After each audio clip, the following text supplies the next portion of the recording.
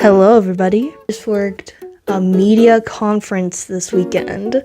So not only did I get to do a ton of people watching, I walked away with some life lessons. Some lessons that made my jaw drop because I'm a little slow. And so when my mom put the pieces together for me, I was like, whoa. She was too stunned to speak, so to say. And I'm gonna share it with you because I think it's a very valuable life lesson. I had a lot of time on my hands, so I actually organized all my notes during the event. So these are very fresh thoughts. So to give you a little more context without giving away much confidential information, basically, I worked a promotional position to represent a company.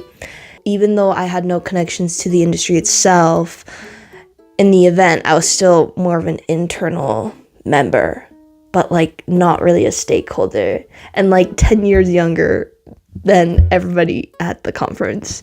The biggest thing that struck out to me when people came up to me to ask questions about who I was being an ambassador for was sometimes they would cut through the conversation and be like, so what's in it for them? Because they wanted to learn the interest of the company that I was representing. And so really what they were doing was thinking out loud, but just asking, what's in it for you? And that's a question that I feel like all critical thinkers do, and I never do because I'm a little too present. I feel like I don't really calculate what the motivations and interests of people are.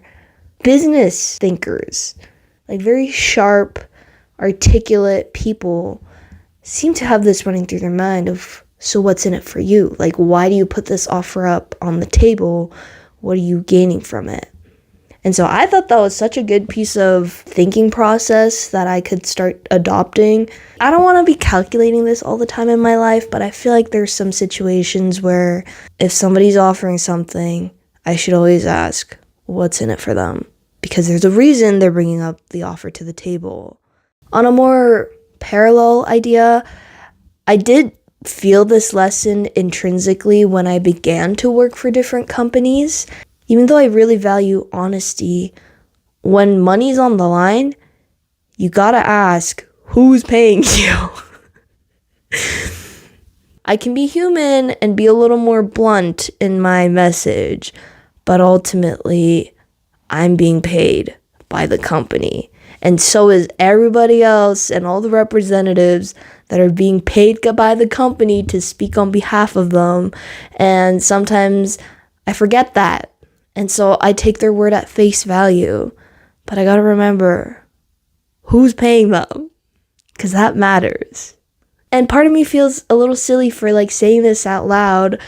But you know what? I'm just saying this because sometimes you just gotta put the two and two together for people. So if it helps you, I'm glad. If you already knew it, I'm happy for you. Another behavior that I observed is when people extract or they obtain what they needed, they're so quick to leave. I think it's because I'm more used to friendship settings where you get your need, but then you also try to fulfill your friend's need, and beyond that, you just exist together. When I was chatting with a lot of people, I thought we had a very cordial, authentic connection going, but there was actually so much more going on beyond the surface because what they were really doing was warming me up into the conversation so that I put my guards down, and then when they got the information that they wanted, they left. They ended the conversation pretty succinctly. They were very efficient with their time, and when they got what they needed, they left. And in a way, I felt a little stupid and a little blindsided because I completely forgot the context that everything was happening in. I was just really enjoying myself at the conference, but everybody that I was talking to, a lot of them were there with an agenda. They were there to either sell or buy some media or find partnerships or co-productions, like all these terms that I've never even heard of before. They were there to do that. And I'm just some university kid sitting at the desk, giving out little bits of information. But like these people are so much more calculated than I was aware of, because I also just didn't have any insight into the industry or what these people were really after. And to be honest, I do the same. In the business settings, if I get what I need, I also leave. But to be on the receiving end of that felt a little atomizing initially, but it wasn't that personal. So I'm not too hurt. I'm just realizing that's how it's done in business settings, which is eye-opening for me. And then I joined this happy hour and I got to mingle with some of the people. One of them told me that in the media industry, people are like sharks. You always got to be moving and they're always on the lookout for something good to catch. And you know what? I think that totally encapsulates why I had the experience that I did. These people are making very calculated actions, very analytical to what's happening. They're opportunistic, and sometimes that makes them feel like they're a little cunning, which sucks to say. But I don't think this is just a media industry thing. I'm sure it's like this with any place where money and big money is involved. So because I didn't have any stakes in this situation, I genuinely had no thoughts on my mind. I was just there. I was so excited to be meeting people. But I realized people in these like networking settings are always thinking about what's their best interest, what's my objective, how can I play to their game to get what I want. And so when I was debriefing some of the interactions that I had earlier that day with my mom, and she like read between the lines and told me about all of this that was going on, it was genuinely news to me. And then I did some people watching, which was so entertaining. So I'm an immigrant. I've been in Canada for 14 years. I've had to learn how to navigate workplace culture on my own.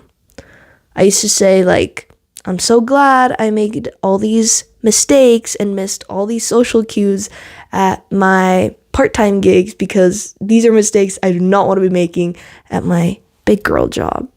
And so now that I've adopted to these Western workplace mannerisms, it was so interesting to watch people from different countries and how their working styles are different.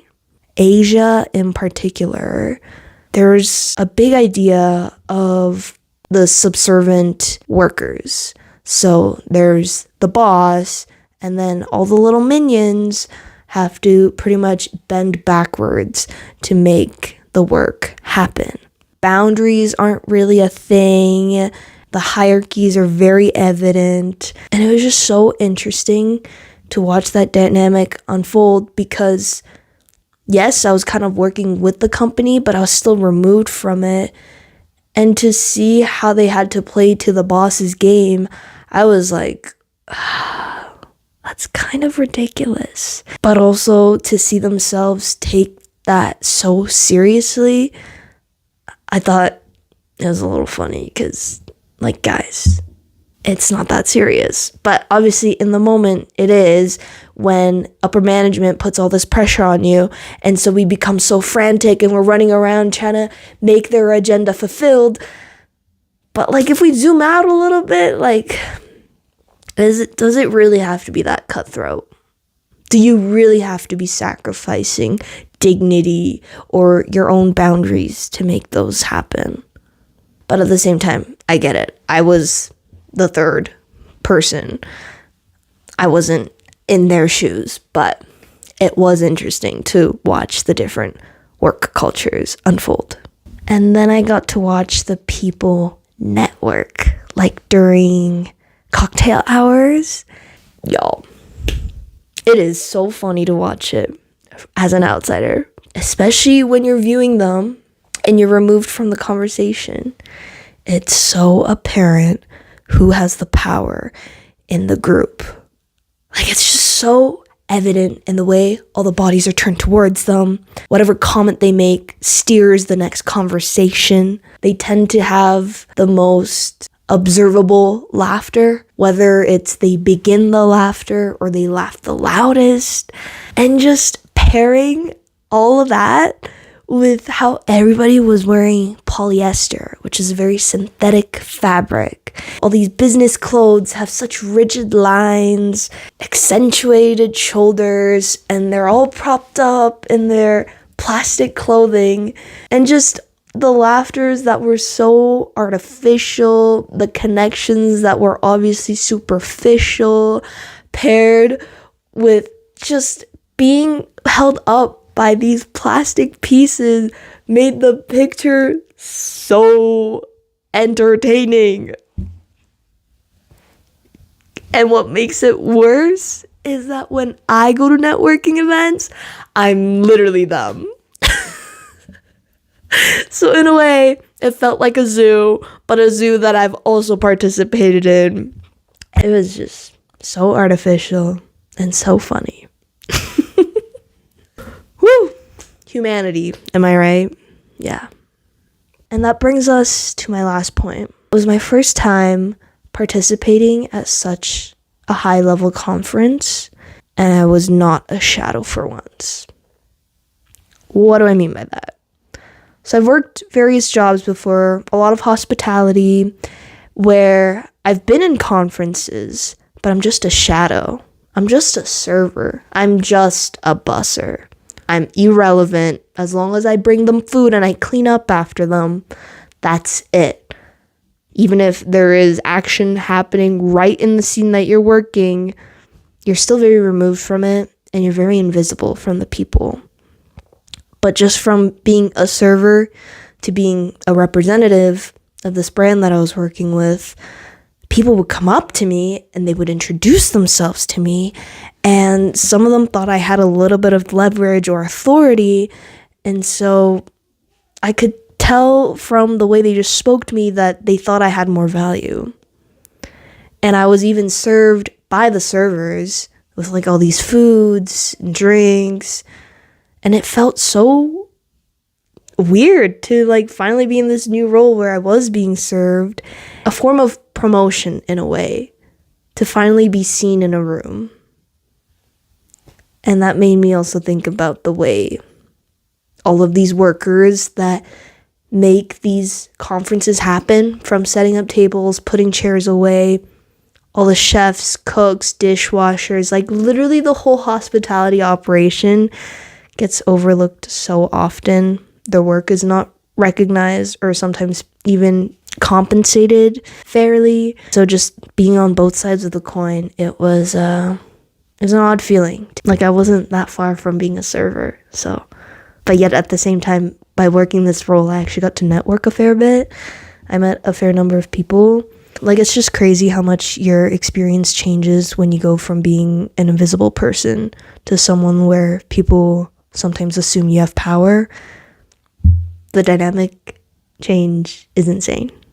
So overall, that was my weekend. It was so cool and entertaining to watch the media industry unfold in front of my eyes. I'm trying to talk to one of the guys that I met there for a potential gig, so we'll see if it goes through.